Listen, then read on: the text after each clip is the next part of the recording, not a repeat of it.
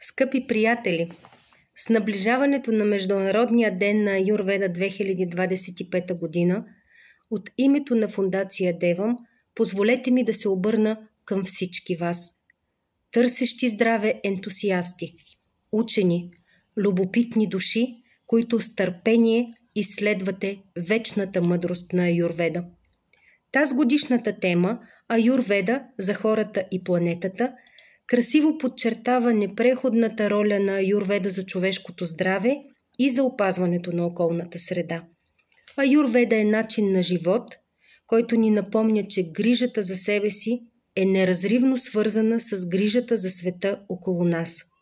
Вкоренени в природата, аюрведичните лечебни средства, растения, минерали ни напомнят за дълбоката връзка с домът ни, планетата Земя.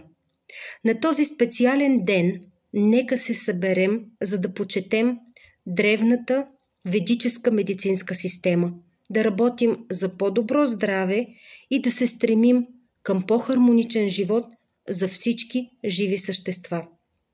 Екипът на Фондация Девам ви очаква на 30 септември от 16 часа в лятно кино Кабана.